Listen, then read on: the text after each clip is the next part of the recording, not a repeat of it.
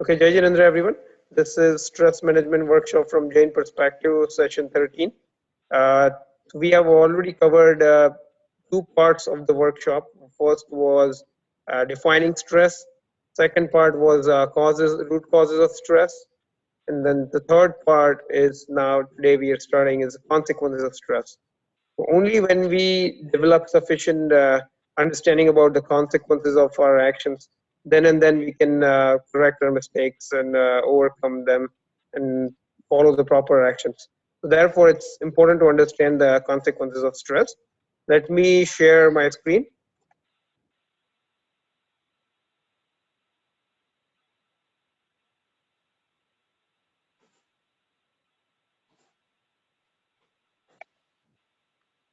Can everyone see my screen?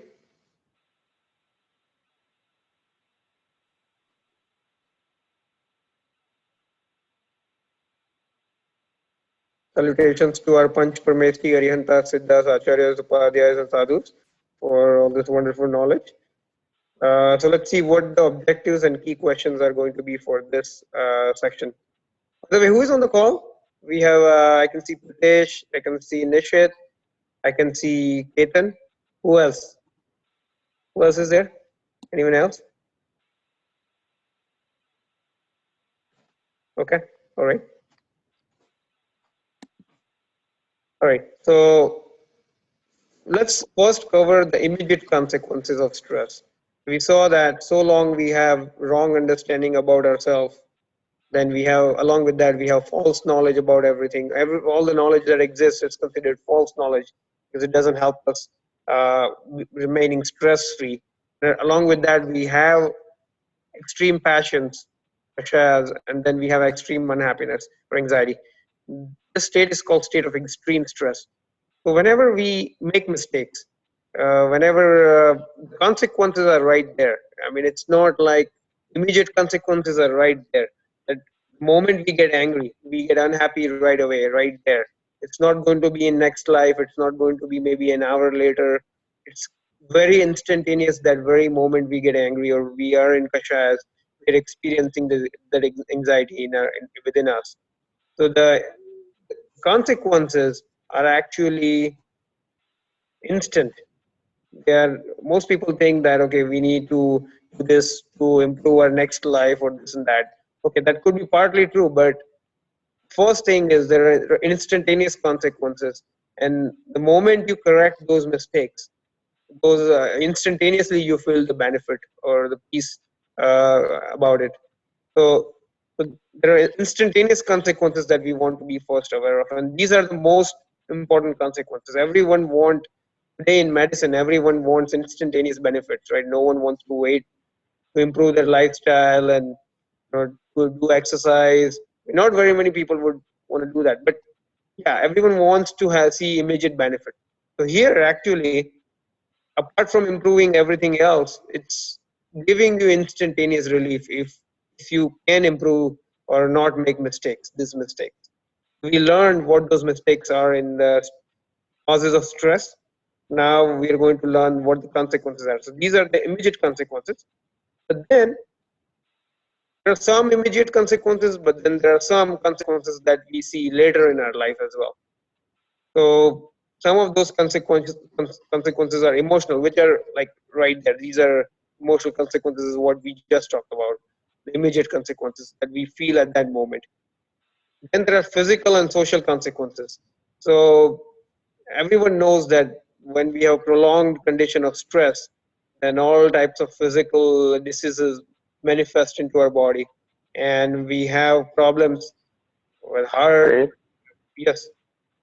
Great. Sorry to interrupt you. Could you please send me the number on WhatsApp one more time? Uh, I my computer disconnected and I'm having difficult. I can't get the number again. Okay. All right. You said you hold on just a second.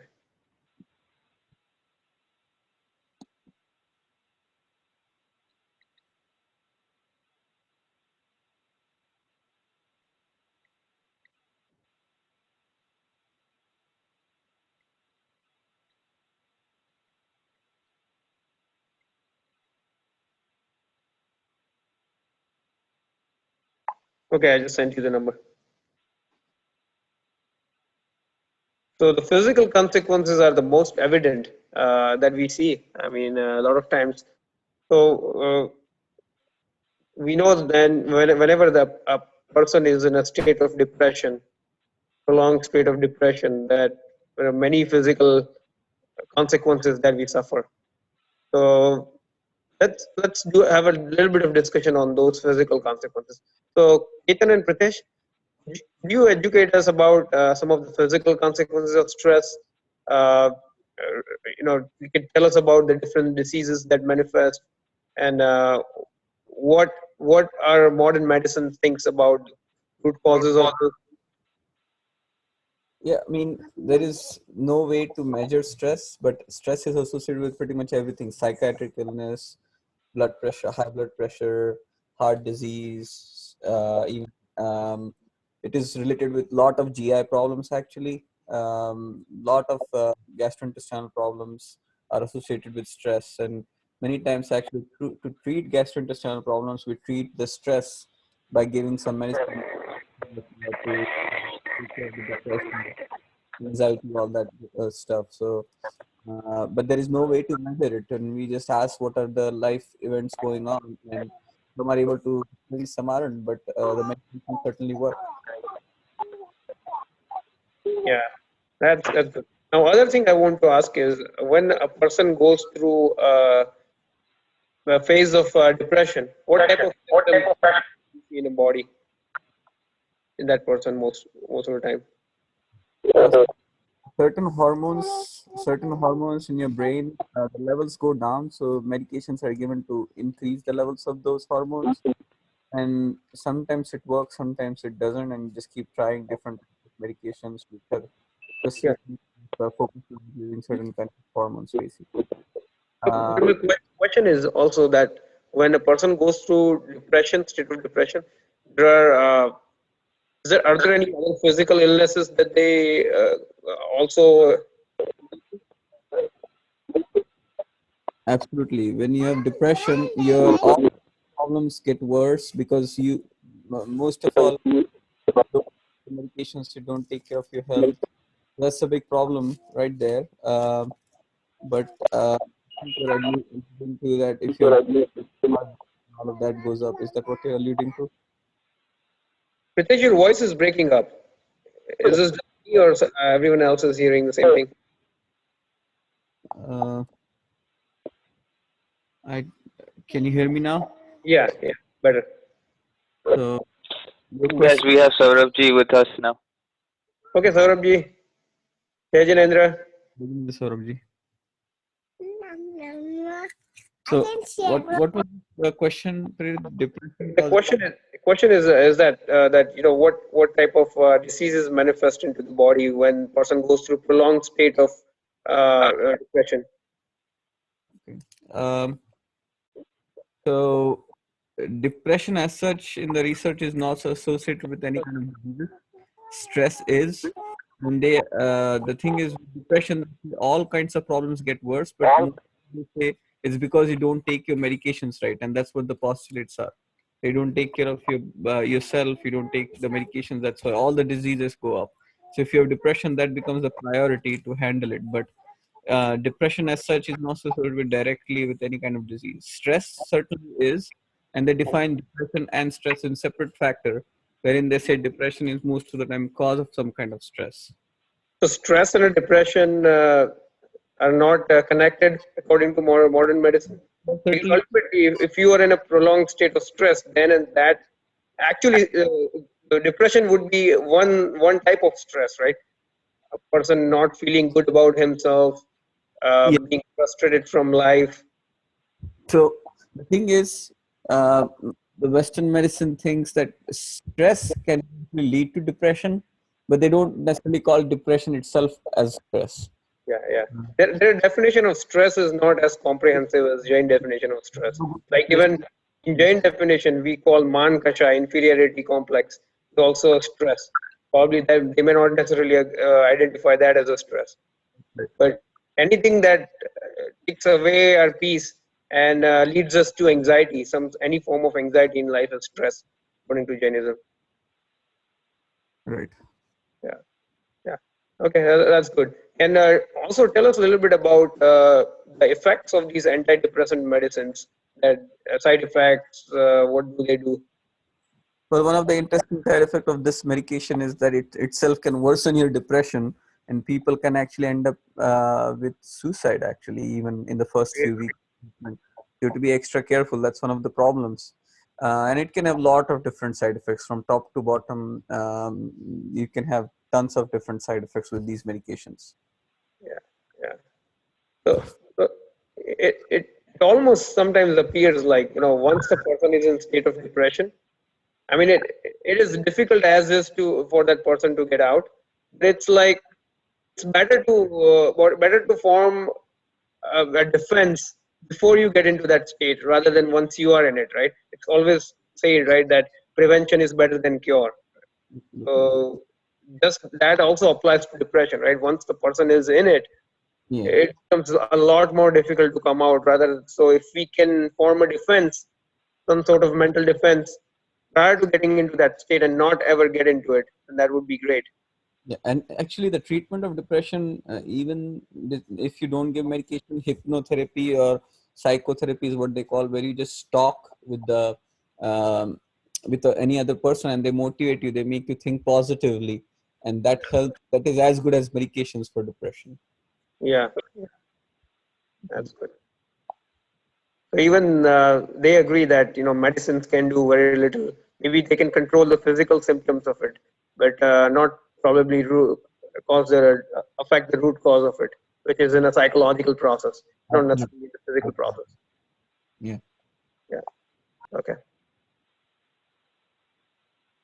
Okay. So next consequences are some of the social consequences too. So whenever a person is under stress, uh, you may see profound changes in the behavior, the social behavior with family, friends, and sometimes that leads to degradation of the relationships within the family, the other things. Like even disputes, things like passions, like when we are in dispute, uh, they come from some one or other kashayas, right? That's also identified as stress Jainism. So we see sometimes we see disputes within the family prolonging their entire life. Even sometimes people could be the best of the best friends, and then sometimes their degradation of their friendship goes to a point where they no longer talk for the entire life.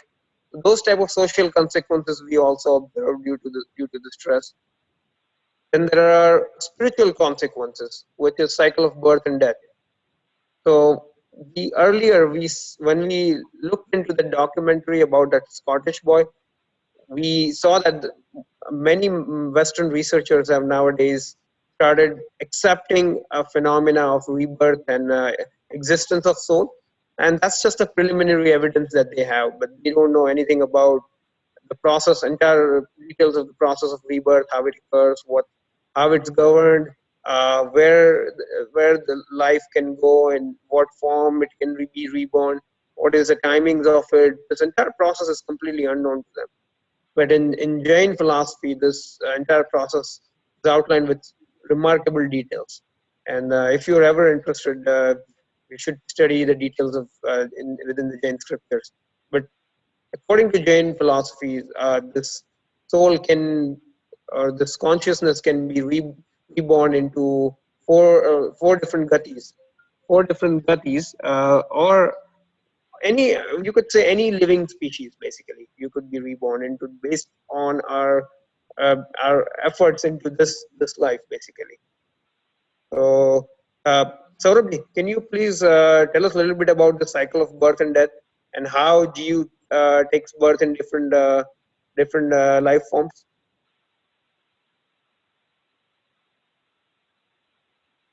Saurabh, are you there?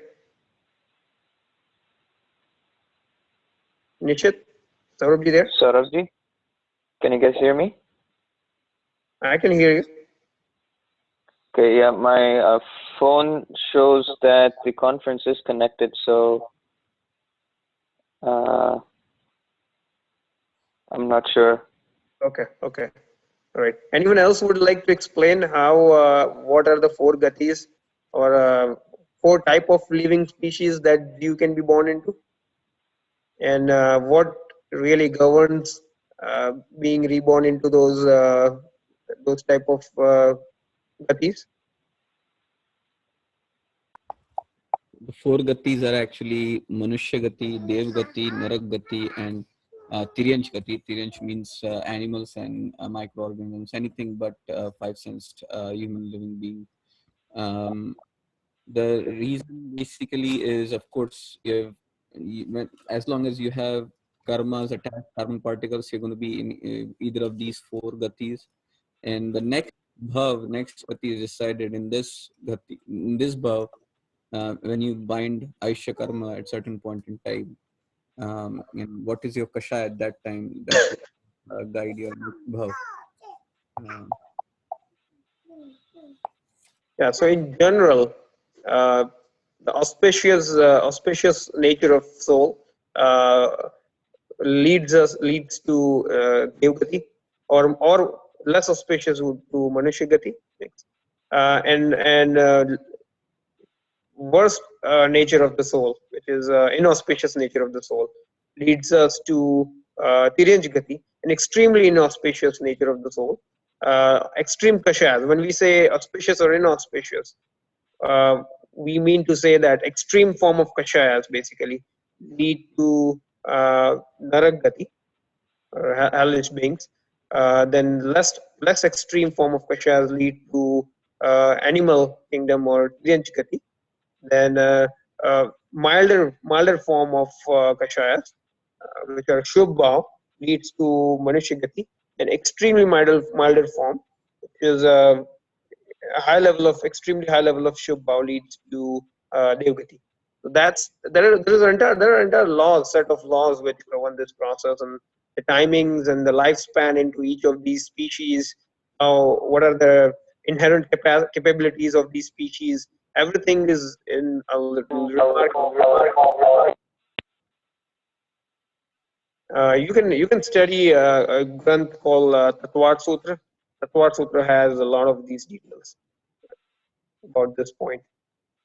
Any questions on this?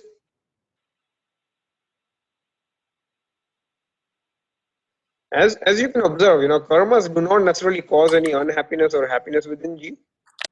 It's the outcome or it's a consequence of our stress, basically.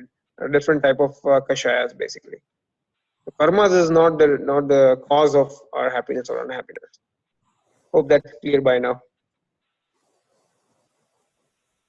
Okay, so now a lot of people may be curious, right? That karma cannot really do anything to Jiu.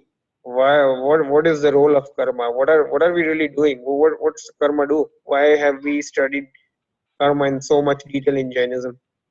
So we can cover a little bit of details about karma. Saurabh here? No, I tried to call him back twice, just after hanging up to see if he would pick up. I don't know what happened there. Okay, all right, that's fine. So the karma is let's start with the basic understanding of what karma is.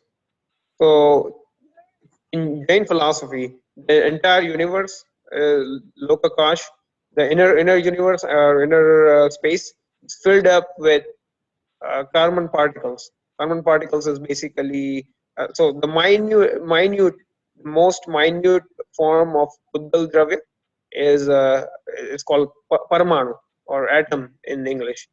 Paramanu, which this is Jain atom, not the modern science atom, because modern science atom is still not the final indivisible particle of nature.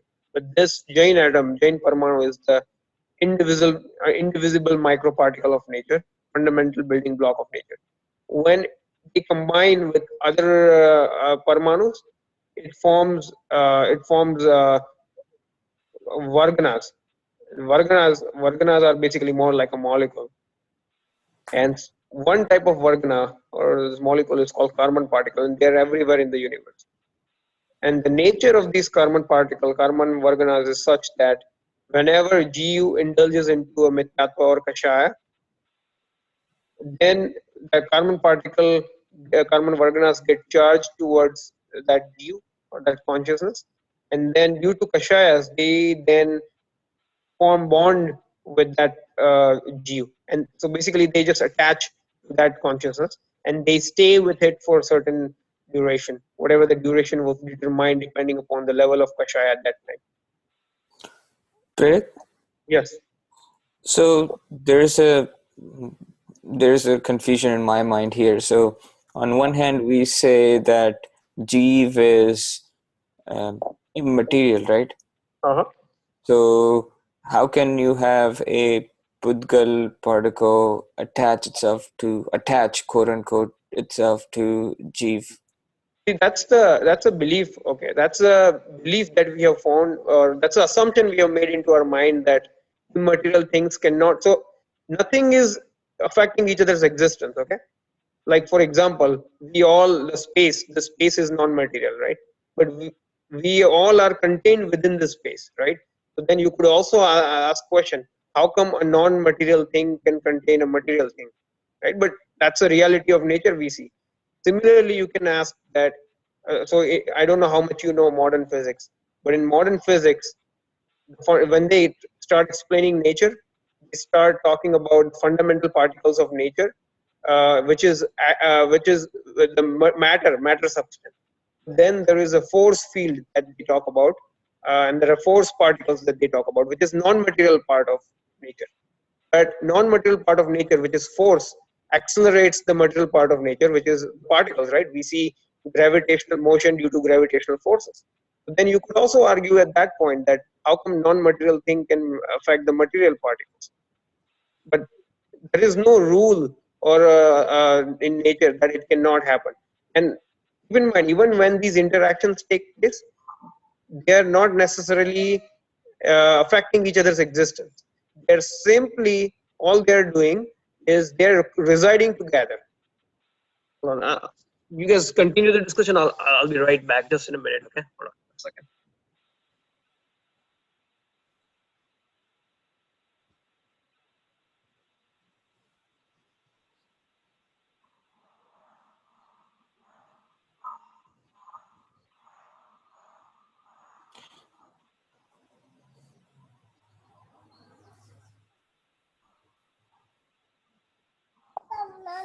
Nishit? Yes. So here, one of the things that you can think of is body and soul are together for their entire lifetime, right? So if they are not bound to each other somehow in some fashion, when I move my hand, how come Pudgal particle and soul are moving at the same time together? There's some connection, some attachment. That's why it's moving at the same time.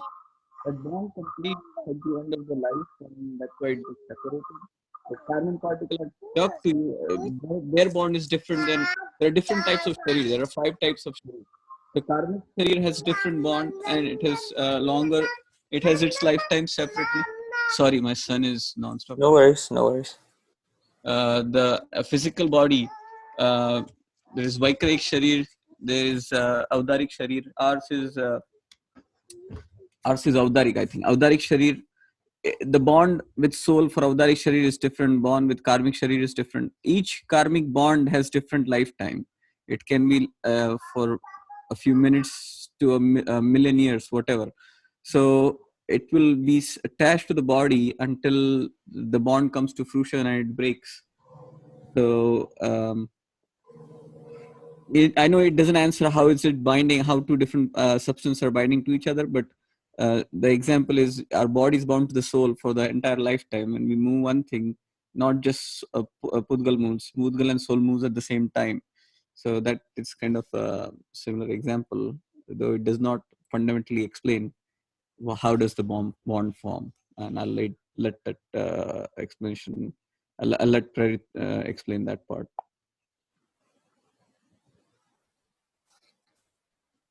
Yeah, I think I probably just need to study it a little bit more myself to probably understand that as well.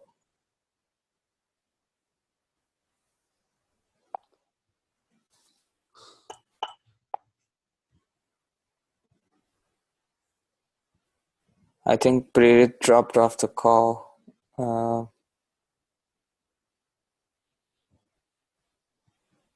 So this was one of the questions we were asked by a guy who was like, if the karmic particles attached to the soul, then why not bodily particles attached to the soul also? And why not, if we can take karmic particles from one life to the other life, why not we can take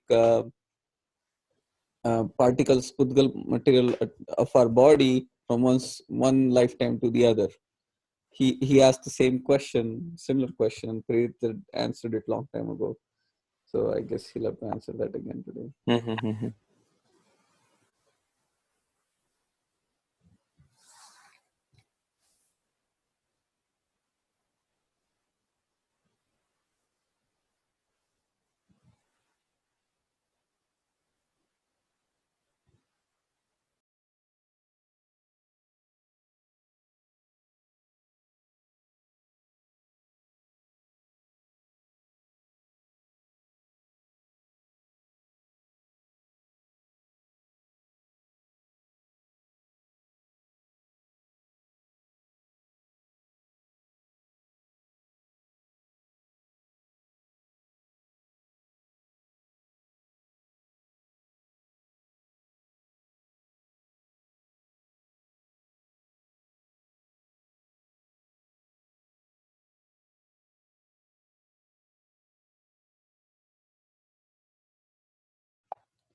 In some other beliefs, they call it sanskar, that you put sanskar on your soul and that's how you get the results.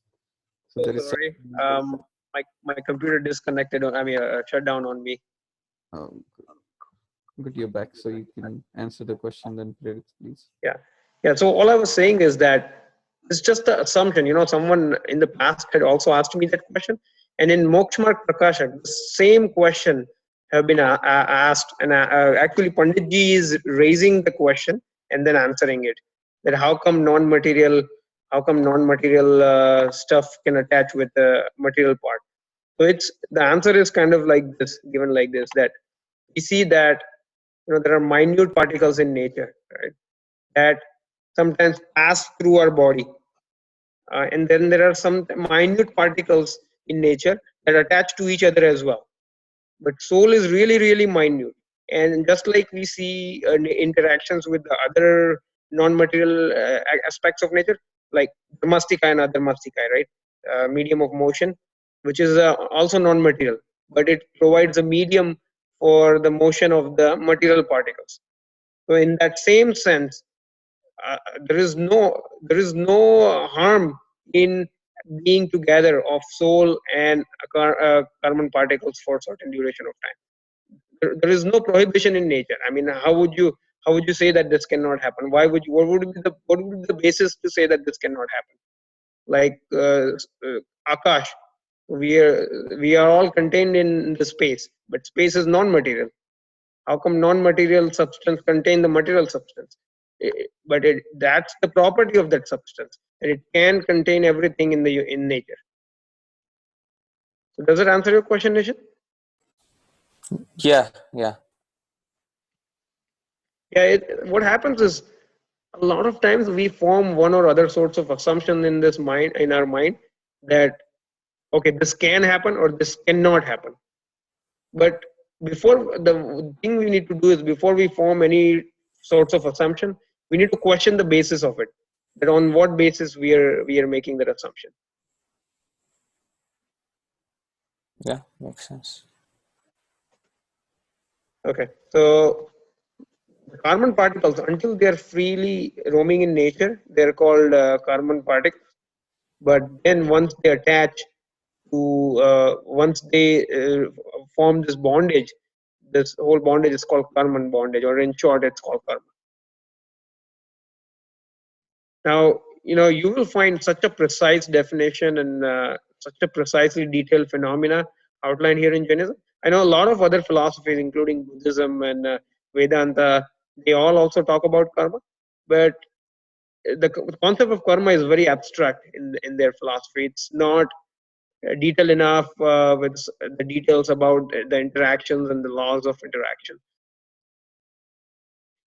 So the karmic bondage is of four types. One is the nature. So whenever the bondage occurs, four things get determined in that bondage: the nature of the bondage, The nature means what type of result, what is the type of result or the consequence that it will bring. Second is number of karmic particles that come and attach with the soul, and then or the pradeshas basically, the intensity when that karma uh, comes into the fruition, then what type of intensity will it bring, how intense would that be, and then how long will that remain with bondage with the jeev. That's a sthiti. So these are the four aspects of a karmic bondage uh, that get determined during that time, and uh, on these four bases we study most of these karmas. Now what happens is when anytime we have kashayas, we have a vibration of our soul too, a vibration of our consciousness, pradeshas of our consciousness, and that vibration is identified as a yog in Jain philosophy, yog or kampan. And this is also one of the causes for carbon particles to get charged in motion towards the consciousness. But then, if there is absence of kashayas, if there are no kashayas, they cannot bond. Karmas bond only because of the kashayas, basically. Without kashayas, they cannot bond. If there are activities of mind, body, and speech occurring, but there are no kashayas, then there will be no bondage. For example, Arihant Bhagwan. When Arihant Bhagwan, there is the sermons are going on, there is Deshna is going on. So the particles of speech are emanating from the body, and so since there is a activity of speech, the carbon particles do get charged towards their consciousness. But since they are completely devoid of kashayas and they have no kashayas, no bondage takes place. But in our case, we always do something with kashayas. There are always one or other kashaya present in our consciousness when we do any activity. So the bondage does occur to us. I have a question for it. Yes. So when the bondage comes to fruition, can that lead to kashaya, or it is totally under our control at that moment in time to be in Sobha or Vibhav? Because I've heard different opinions on this. I've heard from some that sometimes when the karmic bond comes to fruition, that can potentially lead you to, let's say, get angry or whatever. And the moment you realize that, you step back. So, could you explain on that a little Sure. bit? Yeah. See, the thing is, they are totally independent, and it's totally Jiv's choice. For example, let's take example of Parshvanath Bhagwan. So when Parshvanath Bhagwan, for 9 births, his own brother Kamat, kept attacking him and kept killing him, basically, right? I mean, when he was in Dhyan, he would in one life he would become the Kamat was a snake, or not snake, or python, right? Ajgarna શું કહેવાય? Python કહેવાય? So he was a python, and this Parshvanath Bhagwan was a Muni who was meditating, and this python swallowed the entire Muni in him. Similarly, for 9 lives, he kept attacking Parshvanath, and every time Parshvanath just kept calm and kept meditating in his soul, and he gave him Uttam Kshama, supreme forgiveness. So he did not do any kashayas. Even in his final birth, when he was in concentrating towards Keval Gnan, he was in doing having training. This Kamat started pelting stones towards Parshvanath. So no matter how severe the uday of karma or the uday of karma can be, but it's totally choice of jiv. But because if you think that some sort of karma can lead jiv to do kashayas, then jiv can never ever come out of that cycle. Jiv can never escape from the cycle. So it's totally jiv's choice, because carbon particles are there. They're basically non-living substance. They don't have awareness. They don't do anything. The awareness, the understanding, the choice, the initiative is upon jiv. And we have seen earlier in Aguru Lagutva attribute, right, that one substance cannot even enter into the boundary of other substance. If one substance cannot even enter into the boundary of other substance, then how can it affect a change into other substance? Does that answer your question, Pritesh? Right, it does. So it's basically your mithya and nothing but just mithya. Nothing. Yeah. Otherwise, a Jeev can never ever come out of this cycle. If and I- if one type of karma can cause Jeev to change his parinam, then what would force other type of karmas? What would prevent from other type of karmas from doing it? Right? You have to extend that principle. The principle has to be fully consistent all across. So karma is a pudgal. So if one pudgal can affect Jeev and cause it to do kashaya, that means all type of pudgal paramanas should be able to do that. And if we think that karmas can really do something within Jeev, then there is a justification to get angry, right?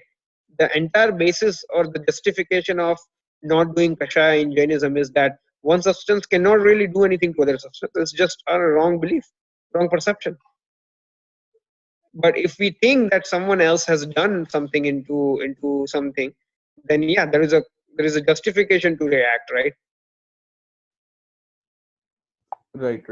So, Yeah. I mean, I totally understand what you were saying, but couple of Jain scholars actually said this, and that's what got me confused. I'm like, how come?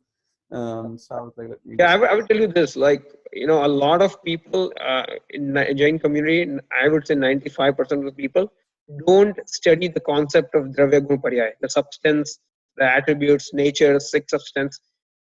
Their study of six substance, as we have seen in the past, starts from the name of six substance, not from the structure of the substance. So they, in doing that study, they miss out a point that one substance cannot really interfere with other substance. And in the absence of this concept, I would say 95% of the Jain society, including scholars and some so-called Jain sadhus, preach this concept that this karma does this and this karma does this. So in a lot of the societies, in Jain societies where the study is gone or missing, study of Dravya Gun Paryay specifically, I would say, there you will find that the scholars preaching the same thing, that this karma does this to you. The concept of non-interference is completely missing in their study.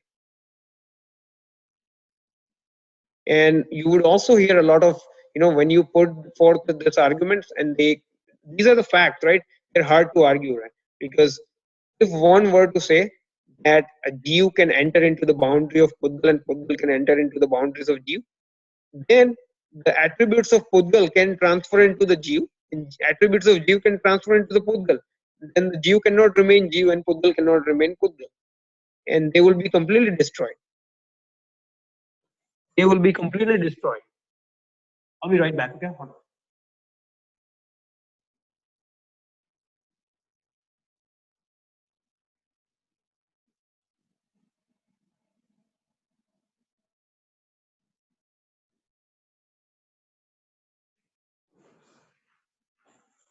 Yeah, so they will be completely destroyed.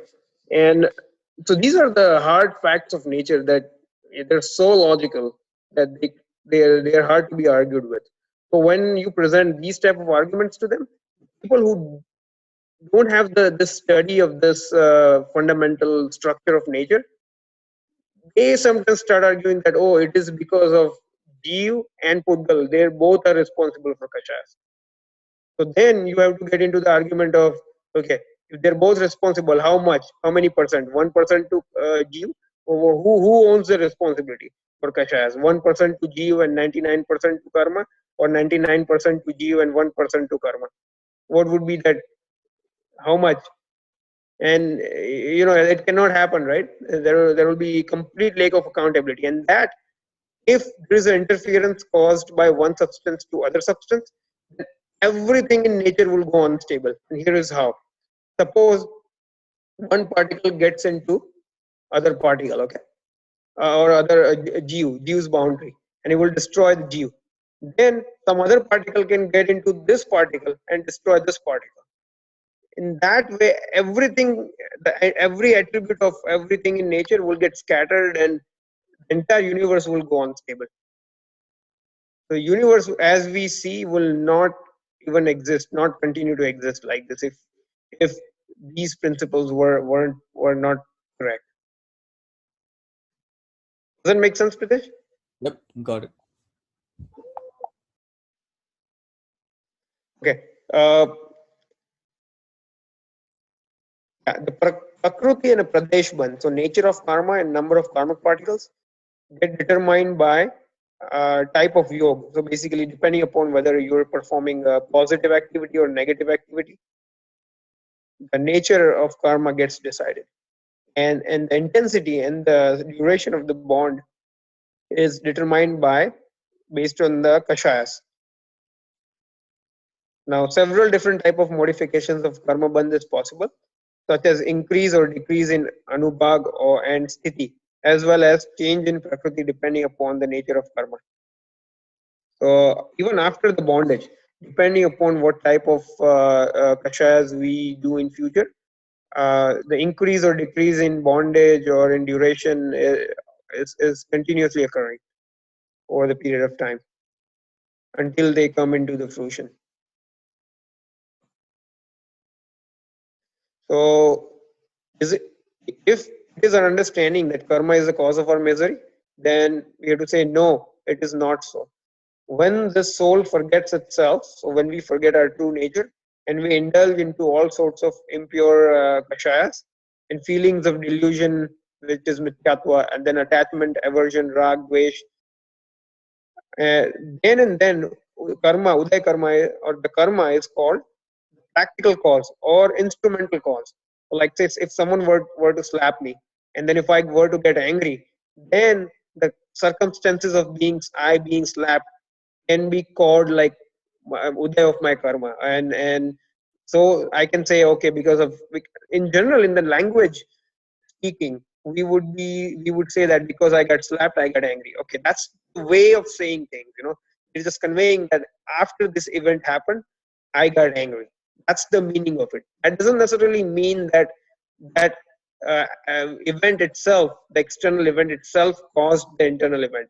It just conveys the timing of it. But what we think, what we falsely believe is that the external circumstances cause our internal grief and anger and all those things. So whenever we get angry, then and then karma is considered instrumental cause or nimitta. But if we don't even get angry or if we don't even do kashayas, then the external circumstances are irrelevant. They're not even called as instrumental cause or external cause. So karmas cannot be cause of our misery. It is not. Now we can cover a little bit of more detail about this instrumental cause. So let's take few examples. Uh, Teacher and a student. So Nishit, Yes. in the process of learning in the student, is it happening due to teacher? Teacher is for sure a nimit, but it's happening within the jeev because of the jeev, right? Yeah, I bet if you ask this question someone outside world, and if you ask this question the very same way I asked you, that is the process of learning occurring due to teacher?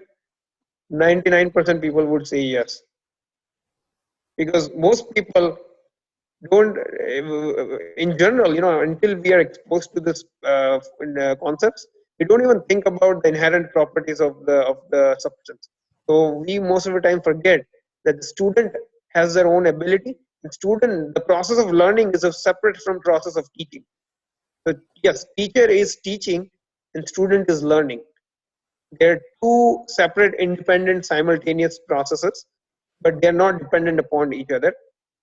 So if when teacher is teaching, teacher is completely independently teaching on his own, and student, if he chooses to learn, then and then they will learn, and that's precisely the reason why when there are two students, sometimes teacher teaches the same entire year, but one student fails and one student does pass, and that's precisely the reason why, because teacher cannot learn for student.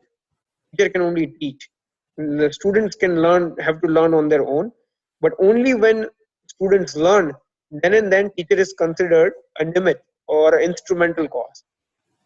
If student doesn't even learn, then no process is occurring, no process of learning is occurring. So there is not even a talk of a instrumental cause there.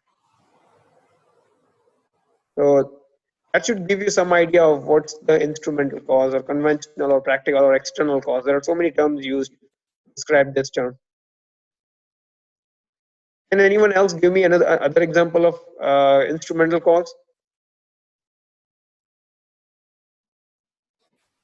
Like a scissor with paper.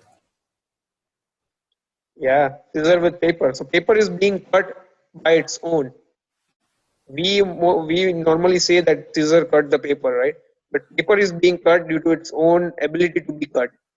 Like if you try to cut a metal through scissor, you will not be able to, because metal doesn't have that ability to be cut through scissor. But paper does have that ability. So when paper gets cut, we say the scissor is an instrumental cause. Similarly, when we drive a car, we are actually not driving a car. We say that we are driving a car, but car is being driven on its own. All we are doing is we are moving our hands.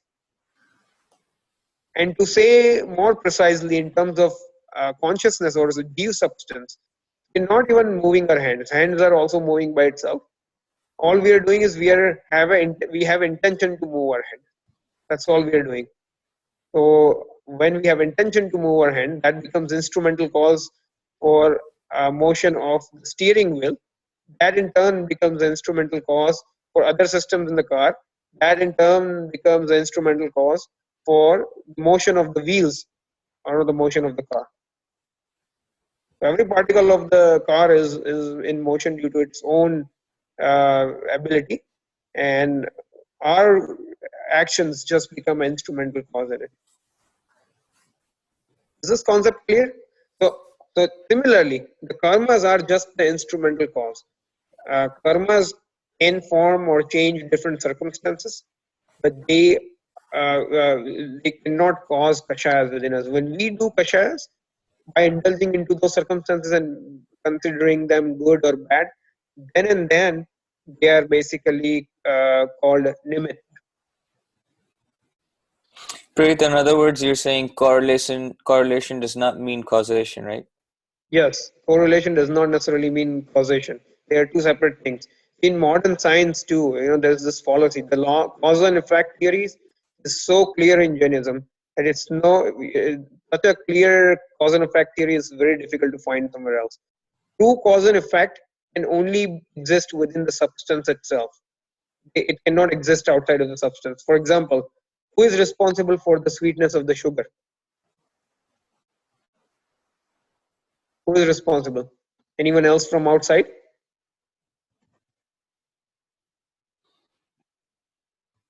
It's beauty of the sugar itself. Sugar itself. So the true cause and effect only exist in a substance itself. But the instrumental cause relationship, which is the fictitious cause and effect relationship, it's not the real relationship. Okay?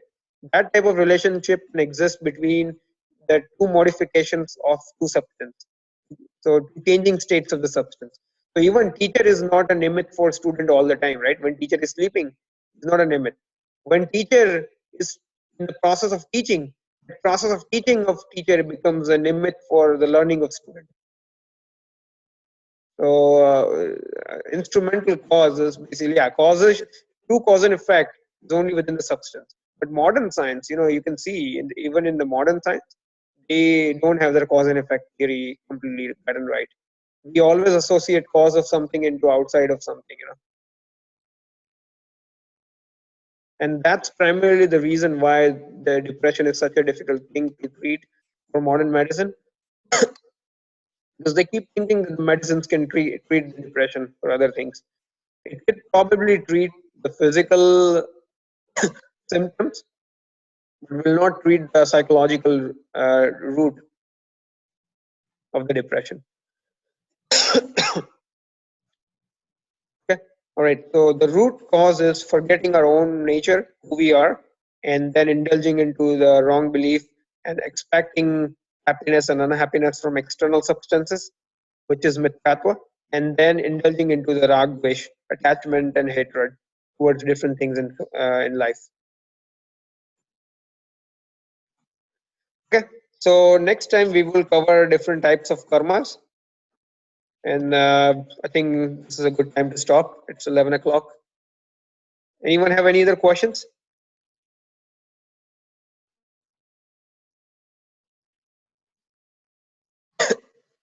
By the way, I'm going to in the near future. I know we talked about sending money to Saurabh to do some projects like kids animation, animated story, and stuff like that. So now, I mean, this is a good time. I think we have been talking about for a long time. This is we just had pollution and dust collection. So on this occasion, I'm going to collect some money. Whoever wants to, donate. Pritesh has already made his donation, but whoever else wants to donate, I'm going to collect the money and send it to Saurabh, and most likely we will give that money will go towards having a preparing an animated story on Bhagwan Adinath for kids. So if you're interested, just you can tell me what amount you want to pledge, and you can send me your amount, and I'll then in a week or two we'll make an arrangement to send it to Saurabh. Okay. Great. If you have any other questions, feel free. Great. Will you send me an email or where to send that check? I'm sorry. Will you send me an email as to where I can send that check? Okay, yeah. I'll send you all the details about where you can send it to me. I mean, I was just going to transfer from my account to India, so I was thinking you just send it to me and I'll send it to him. So I'll send you all the details. That'd be great. Thank you. All right. Any other questions? Thank you, Prerit. Jai Jinendra. Jai Thanks, Jinendra. Jai Jinendra. Bye.